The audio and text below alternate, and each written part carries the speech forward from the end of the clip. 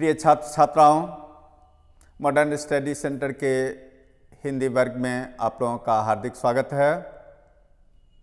अभी आप प्रोफेसर जनार्दन चौधरी, अध्यक्ष हिंदी विभाग,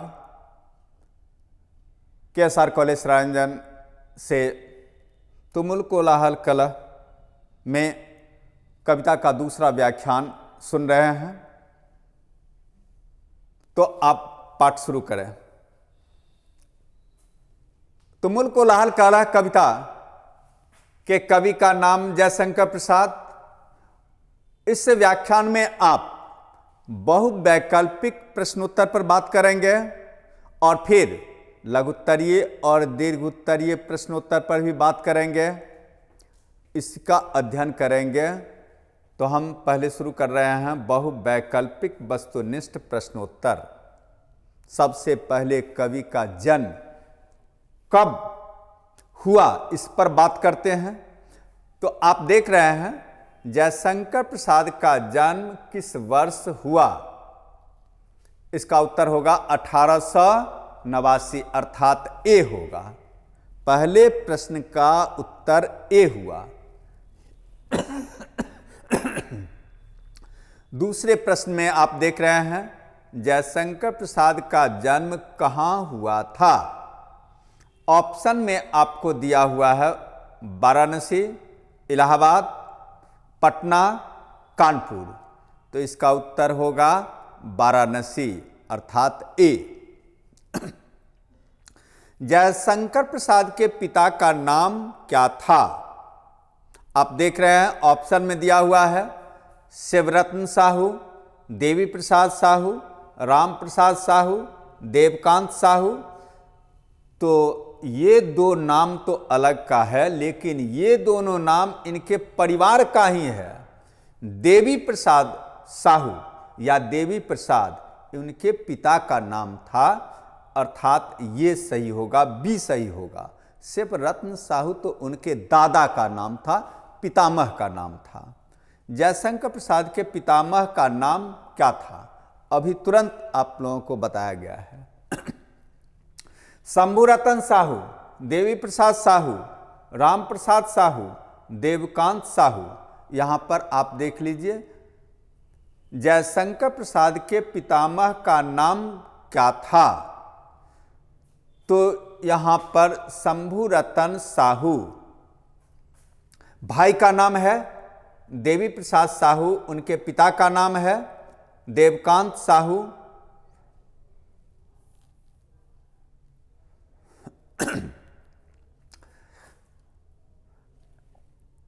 किसी अलग व्यक्ति का नाम है, राम प्रसाद साहू, अर्थात इसमें कोई नहीं है। जयशंकर प्रसाद का निधन कब हुआ। 15 नवंबर 1937, 15 नवंबर 1936, 15 नवंबर 1938, 15 नवंबर 1939। तो यहां पर आप देखेंगे 15 नवंबर 1937 को जयशंकर प्रसाद का निधन हुआ था। जयशंकर प्रसाद ब्रजभाषा में किस नाम से लिखते थे। आपको कलाधर, चंद्रधर, प्रेम पथिक, मधुकर इत्यादि नाम दिया गया है। इसका सही उत्तर होगा कलाधर, अर्थात वे कलाधर में कलाधर नाम से लिखते थे। ब्रजभाषा में कलाधर नाम से लिखते थे। इंदु का प्रकाशन किसने किया। अब यहां पर देख लीजिए अंबिका प्रसाद, शंभु प्रसाद, शिवरत्न, देवी प्रसाद। तो इसका उत्तर होगा अंबिका प्रसाद। शंभु इंदु का प्रकाशन किया 1909 ईस्वी में। यह अंबिका प्रसाद उनका भांजा था। जयशंकर प्रसाद के ज्येष्ठ भ्राता का नाम क्या था। शंभुरतन, देवी प्रसाद, विष्णुकांत, देवकांत। शंभुरतन इनके ज्येष्ठ भ्राता का नाम था। अंबिका प्रसाद जयशंकर प्रसाद के कौन थे, अभी आपको बताया गया है, भांजा थे, अर्थात इसका उत्तर होगा बी। जयशंकर प्रसाद किस बाद के कवि थे। प्रगतिवाद, छायावाद, नकेनवाद, प्रयोगवाद। यहाँ पर छायावाद ध्यान रखना होगा। इस संदर्भ में एक और बात आपको जान लेना है कि परीक्षा में आपको प्रगतिवाद, प्रयोगवाद, छायावाद, नकेनवाद के बदले में छायावाद के साथ साथ रहस्यवाद दे देगा, प्रकृतिवाद दे देगा। तो छायावाद, रहस्यवाद, प्रकृतिवाद यह सबके कवि जयशंकर प्रसाद हैं, लेकिन आपको चुनना है एक। ऐसी परिस्थिति में जो सबसे महत्वपूर्ण होगा उसका आप चुनाव करेंगे। अर्थात यदि आपको ऑप्शन में रहस्यवाद, प्रकृतिवाद, छायावाद ये तीनों नाम दिया हुआ है तो छायावाद का ही चुनाव करना है, क्योंकि यही नाम उनके साथ अधिक लोकप्रिय है, लोक प्रचलित है। जयशंकर प्रसाद किस काल के कवि थे? यहाँ पर आप देख रहे हैं कि ऊपर तो काल की बात की गई नहीं, ऊपर तो बाद की बात की गई, यहाँ पर काल की बात की जाती है। काल में आप देख रहे हैं आदिकाल है, रीतिकाल है, भक्ति काल है, आधुनिक काल है।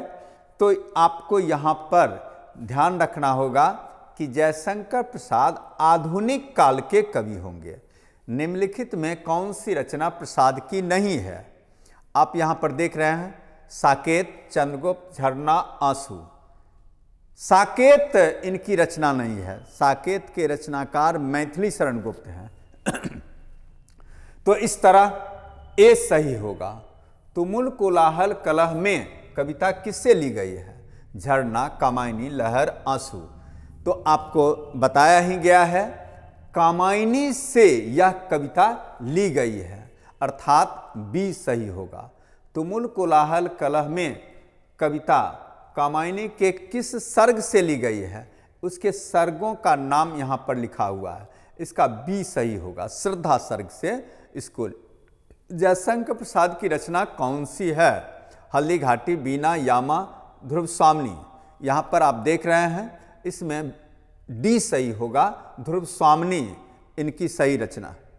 जयशंकर प्रसाद की सर्वश्रेष्ठ रचना कौन सी मानी जाती है? आप यहाँ पर देख रहे हैं कानन कुसुम, महाराणा का महत, प्रेम पथिक, कामायनी।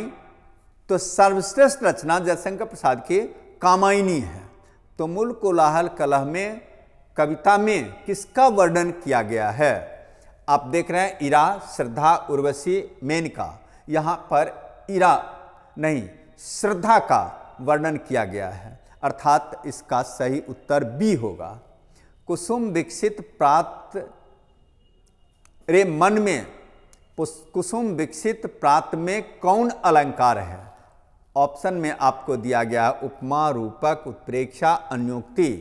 इसका सही उत्तर होगा रूपक अलंकार, यानी बी इसका सही उत्तर होगा। चातकी किसके लिए तरसती है? स्वाति नक्षत्र की बूंद के लिए, चातक के लिए, उड़ने के लिए, गाने के लिए। तो चातकी याद रखिए कि स्वाति नक्षत्र की बूंद के लिए, एक छोटे से जल कण के लिए तरसती है। यहां पर ए सही होगा। मैं हृदय की बात रे मन में, मैं का प्रयोग किसके लिए हुआ है?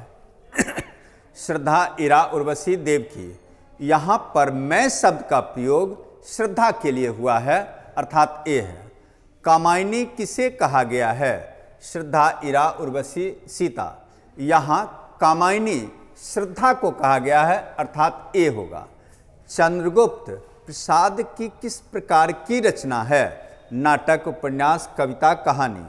चंद्रगुप्त प्रसाद के नाटक, अर्थात ए सही होगा। कामायनी का प्रकाशन कब हुआ? 1936 में हुआ है, अर्थात ए सही होगा। जयशंकर प्रसाद के पितामह किस नाम से प्रसिद्ध थे? सुंघनी साहू के नाम से प्रसिद्ध थे, अर्थात ए होगा।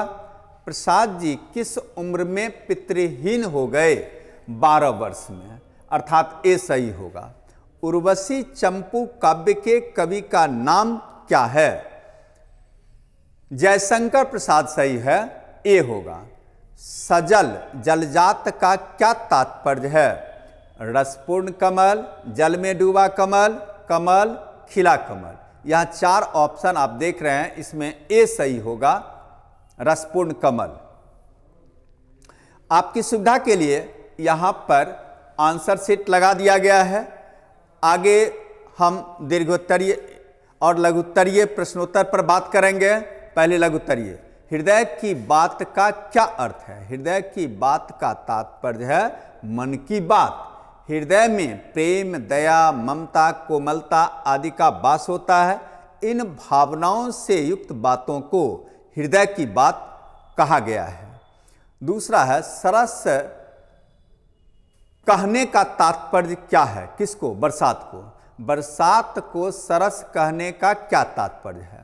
सरस बरसात का तात्पर्य है भीतर तक सरस कर देने वाली बरसात, अर्थात झमाझम वर्षा बरसने को सरस बरसात कहा गया है, जिसमें पेड़ पौधे आनंद से झूमने लगते हैं। गर्मी के कारण जलती धरती में भीतर तक रस संचार हो जाने को सरस बरसात कहा गया है। सजल जलजात का क्या तात्पर्य है? क्या अर्थ है? सजल जलजात का अर्थ है रसपूर्ण कमल जो सुंदर, स्वच्छ और तरोताजा हो, जिस पर भौरे दीवाने हो जाए। कविता में उषा की किस भूमिका का उल्लेख है? कविता में उषा को प्रकाश रूप में देखा गया है। जीवन से हताश, निराश मन में नई आशा संचार करने वाली शक्ति के रूप में उषा का चित्रण किया गया है। यह दुख के अंधकार के बीच सुख के खिले फूल का प्रभात है। प्रसाद ने अन्यत्र भी आशा के रूप में, जागरण के रूप में उषा काल का प्रयोग किया है। चंद्रगुप्त नाटक में अरुणिया मधुमय देश हमारा कहकर अरुण शब्द का प्रयोग किया है। यह अरुण कहीं न कहीं उषा से मिलता है, अर्थात प्रसाद के काव्य में उषा और अरुण बड़ा ही सुंदर शब्द माना गया है। वह जागरण का शब्द है, नए जीवन का शब्द है, प्रकाश का शब्द है। चातकी किसके लिए तरसती है? चातकी स्वाति नक्षत्र की एक छोटी सी बूंद के लिए तरसती है, अर्थात जलकण के लिए तरसती है। इस कविता का केंद्रीय भाव क्या है? प्रस्तुत कविता के माध्यम से कवि ने पुरुष के जीवन में नारी के योगदान को स्पष्ट करने का प्रयास किया है। कर्म संकुल पुरुष के जीवन में झंझावातों का क्रम चलता ही रहता है।